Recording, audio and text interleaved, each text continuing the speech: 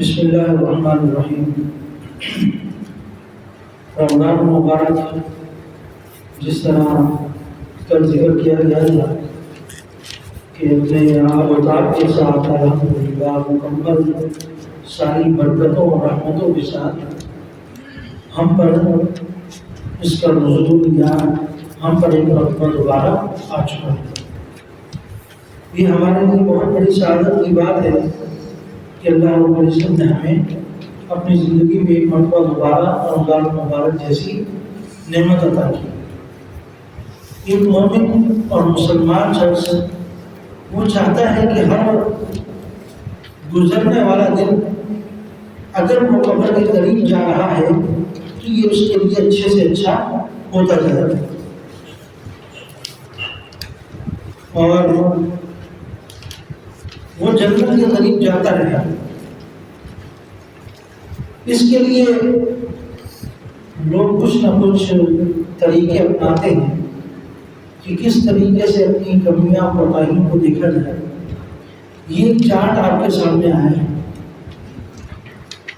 یہ چارٹ دیکھنے میں تو شاید بہت ہی لمبا اور طویل نظر آ رہا ہو، لیکن یہ کچھ بھی نہیں ہے۔ ایک شخص کے لیے یا ایک مسلمان کے لیے،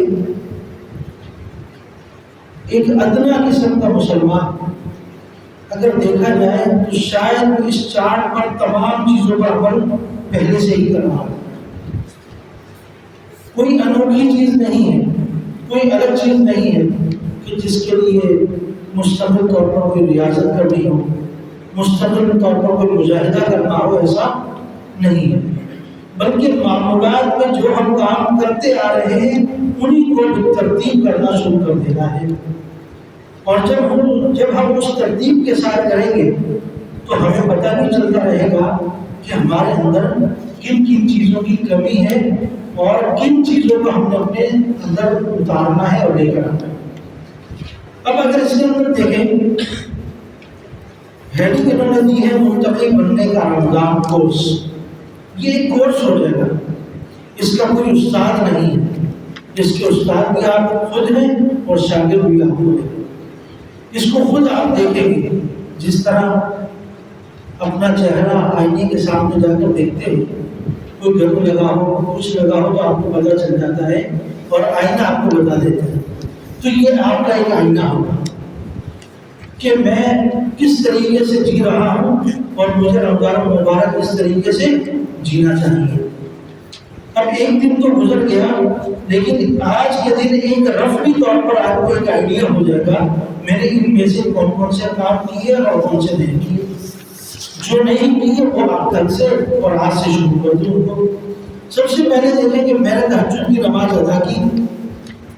اب سحری کے لیے ہر وقت ہر بندہ ہوتا ہے، تو 2 رکعت اگر تہجد کی ادائیگی کر دی جائے تو یہ پہلی شک آپ کی پوری ہو گئی، پہلا آپ کا سوال مکمل ہو گیا، میں نے تہجد کی نماز ادا کر دی۔ دوسرے نمبر پر میں نے روزہ رکھا، یہ بھی ہر مسلمان کرتا ہے۔ اگر وہ رمضان مبارک میں ہے تو اس کا مطلب ہے کہ وہ روزہ بھی رکھ رہا ہے، ورنہ اس کا زندہ رہنا بھی بیکار ہے، وہ مر جائے تو زیادہ اچھا اگر وہ روزہ نہیں رکھتا۔ تو مسلمان ہے تو روزہ رکھے گا۔ میں نے فجر کی نماز باجماعت ادا کی۔ یہ تیسرا سوال تھوڑا سا بہت اہم ہے۔ صبح صبح سردی بھی لگ رہی ہوتی ہے، سستی بھی ہو جاتی ہے، سحری کرنے کے بعد دل نہیں کرتا مسجد کی طرف آیا جائے، تو یہ سوال آپ کو مسجد کی طرف لے کر آئے گا۔ میں نے صبح کی نماز، فجر کی نماز باجماعت ادا کی ہے یا نہیں؟ یہاں یہ نہیں پوچھا جا رہا کہ آپ نے ادا کی یا نہیں، باجماعت کیا لفظ آ رہا ہے کہ مسجد میں جا کر ادا کیے تھے۔ دوسرے نمبر پر میں نے فجر کے وقت سورہ یاسین کی تلاوت کی ہے۔ بہت بڑی فضیلت ہے فجر کی نماز کے بعد یاسین کا اہتمام کرنا۔ حدیث میں آتا ہے جس شخص نے فجر کے بعد یاسین کا اہتمام کر لیا، اللہ رب العزت پورے دن اس کو شرور سے بچا کر رکھیں گے، پریشانیوں سے بچا کر رکھیں گے، فتنوں سے بچا کر رکھیں گے، بڑے بڑے مصائب سے بچا کر رکھیں گے۔ سورہ یاسین اتنا بڑا کمال کرتی ہے اگر آپ فجر کے بعد اس کا اہتمام کریں۔ میں نے سارے دن لڑائی جھگڑا، گالا گلوچ اور جھوٹ سے اجتناب کیا یا نہیں؟ یہ آپ خود اپنے آپ کو دیکھیں گے، کیا میری کسی کے ساتھ بد کلامی تو نہیں ہوگی؟ میں نے کسی پر غصہ تو نہیں کر دیا؟ اگر آج ہو گیا ہے تو کل میں اس سے بچنے کی کوشش کروں، کیونکہ رمضان مبارک ہے۔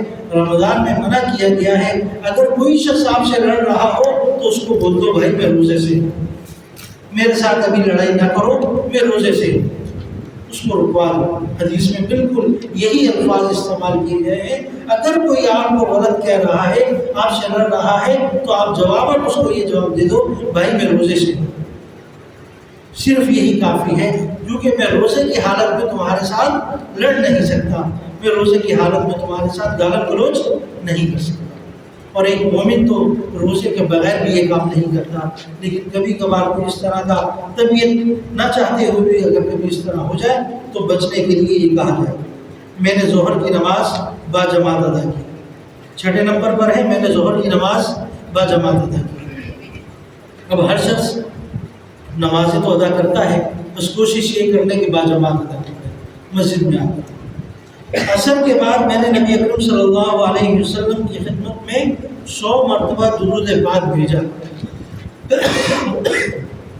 عصر کی نماز پڑھے اور 100 مرتبہ صلی اللہ علیہ وسلم یا کوئی مختصر سا درود اللہم صلی علی محمد یا درود ابراہیمی جو ہمیں یاد ہوتا ہے اس کا بھی اہتمام کر لیا جائے، تو میرے خیال سے 5 منٹ سے زیادہ نہیں لگیں گے، آپ یہ عمل کر لیں گے اور آپ کا رمضان المبارک میں نبی اکرم صلی اللہ علیہ وسلم کی طرف درود چلا جائے گا، اور قیامت کے دن آپ علیہ السلام آپ کو یاد رکھیں گے کہ یہ بندہ مجھ پر درود بھیجا کرتا تھا۔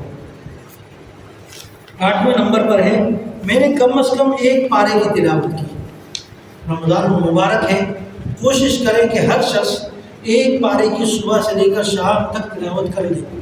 یہ غیر حافظوں کے لیے کہا ہے، حافظ تو زیادہ کرے گا لیکن غیر حافظوں کے لیے ہے کہ وہ کم سے کم 1 پارے کی تلاوت کرے تاکہ رمضان ختم ہو اور اس کا 1 قرآن ختم ہو جائے، کیونکہ رمضان المبارک کے اندر قرآن پاک ختم کرنا یہ بھی ایک مستقل سنت ہے۔ ہم تراویح میں تو قرآن پاک سنتے ہیں، تراویح کے اندر قرآن پاک سننا یہ الگ سنت ہے، اور انفرادی طور پر خود تلاوت کر کے قرآن پاک ختم کرنا یہ ایک الگ مستقل سنت ہے۔ تو ہم نے دونوں سنتوں پر عمل کرنا ہے، خود بھی پڑھنا ہے اور تراویح کے ساتھ بھی۔ میں نے عصر کی نماز باجماعت ادا کی، یہ بھی وہی بات ہے۔ 10ویں نمبر پر ہے میں نے دن میں 100 مرتبہ استغفار کیا۔ دن میں 100 مرتبہ استغفار۔ استغفار کیا ہے؟ استغفر اللہ۔ بہت زیادہ طویل کے ساتھ کرنا چاہتے ہیں جو کلمہ پڑھ لیں، استغفر اللہ ربی من کل ذنب اذنبته عمدا او خطأ سرا او علانیۃ واتوب الیہ من الذنب الذی اعلم من الذنب الذی لا اعلم۔ چھوٹے چھوٹے بچوں کو یاد ہوتا ہے، یاد کروایا جاتا ہے، بہت ہی آسان چیز ہے، اگر یاد کر لیا جائے تو بہت اچھی بات ہے۔ نہیں یاد ہے تو صرف استغفر اللہ یہ بھی کافی ہے۔ 100 مرتبہ اس کا اہتمام کریں۔ میرے خیال سے اگر ہر نماز کے بعد 20 مرتبہ کریں تو 100 مرتبہ ہو جائے گا، پتہ بھی نہیں چلے گا اور مختصر ہو بھی جائے گا۔ کسی ایک وقت میں بیٹھ کر کرنا چاہے تو وہ بھی مشکل نہیں ہے، ایک تصویر اپنے ہاتھ میں رکھ لے 100 دانوں والی ہو جائے گا۔ 11ویں نمبر پر ہے میں نے مغرب کی نماز باجماعت ادا کی۔ یہ مغرب کی نماز بھی بہت زیادہ اہمیت کی حامل ہے، کیونکہ شربت پی لیتے ہیں، پکوڑے کھا لیتے ہیں، سموسے کھا لیتے ہیں، اب وہ سارا دن بھوک سے اب پیٹ بھر گیا، اب وہ دسترخوان سے نہیں اٹھا جا رہا، تو یہ آپ کو 11واں سوال آپ کو اٹھائے گا آپ کے دسترخوان سے کہ بھائی مسجد کی طرف چلے جاؤ، باجماعت نماز ادا کرو، سستی نہ ہو جائے، ورنہ مجھے اپنی اس کھانے پر کٹ کا نشان لگانا پڑے گا، غلط کا نشان لگانا پڑے گا، اس کو میں نے صحیح کرنا ہے کہ میں اپنا نامہ اعمال خود تیار کر رہا ہوں۔ اگر میں خود تیار کروں اور وہ بھی غلطیوں سے بڑھ کر ہو تو پھر آخرت میں جو میرا نامہ اعمال تیار ہو رہا ہے اس کا کیا حال ہوگا، خدا اندازہ لگا لے۔ جب میں خود صحیح نہیں بن سکتا تو قیامت کے دن جو نامہ اعمال فرشتے پیش کریں گے وہ کیسے اس کو میں جھٹلاؤں گا۔ 12ویں نمبر پر ہے میں نے عشاء کی نماز با جماعت ادا کی اور تراویح بھی پڑھی، نماز بھی ادا کی اور اس کے بعد 20 رکعت تراویح کا بھی اہتمام کیا۔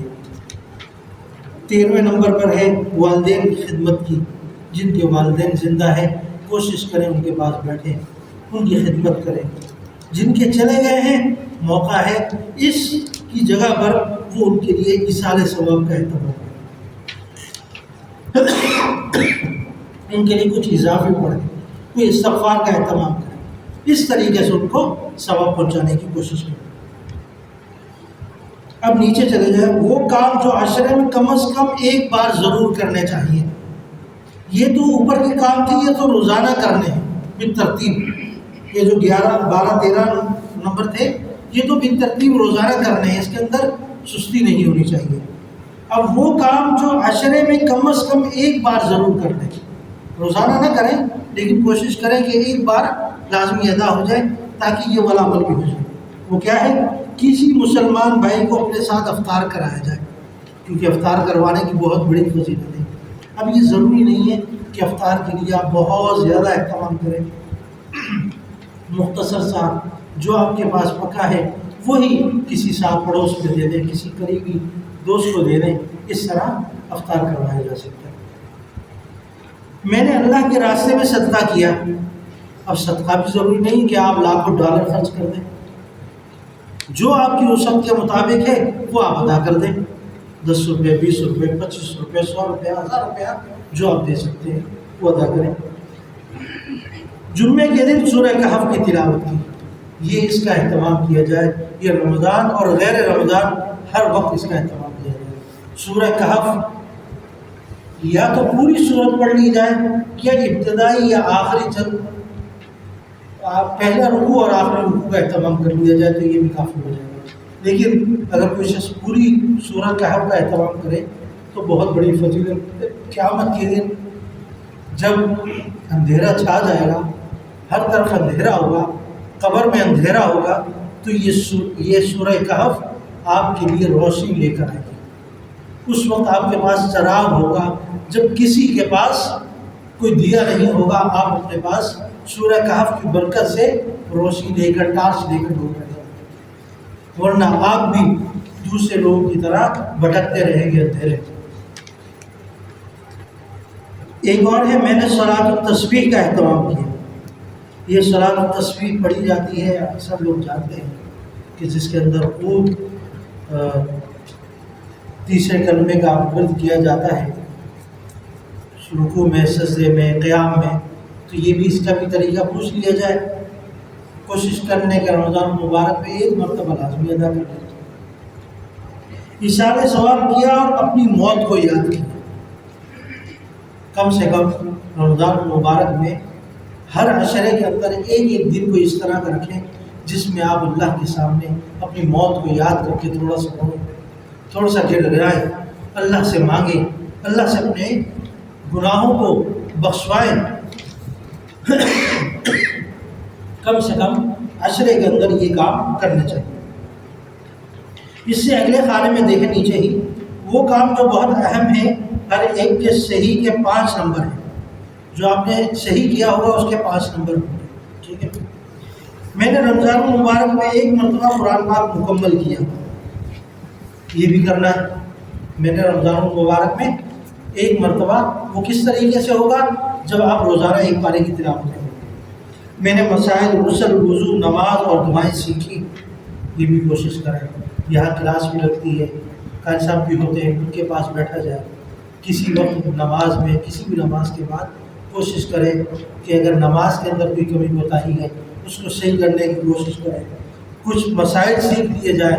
روزمرہ پیش آنے والے مسائل کا علم ہونا ضروری ہے، بڑے پیچیدہ مسائل کی ضرورت نہیں ہے، لیکن جو روزانہ کی بنیاد پر جن مسائل کے اندر ہم جس کی وجہ سے زندگی گزارتے ہیں، کم سے کم ان مسائل کا پتہ ہو کہ روزہ کیسے رکھتے ہیں، روزہ کیسے کھولتے ہیں، نماز کیسے پڑھتے ہیں، صدقہ کیسے دیا جاتا ہے، خیرات کیسے دی جاتی ہے، نماز کے اندر کن کن چیزوں کا خیال رکھنا ضروری ہے، وضو کے آداب کیا ہے، وضو کے فرض کیا ہے، غسل کے فرائض کیا ہے، یہ چھوٹے چھوٹے مسائل ہیں، اس کا اہتمام کر دیا جائے۔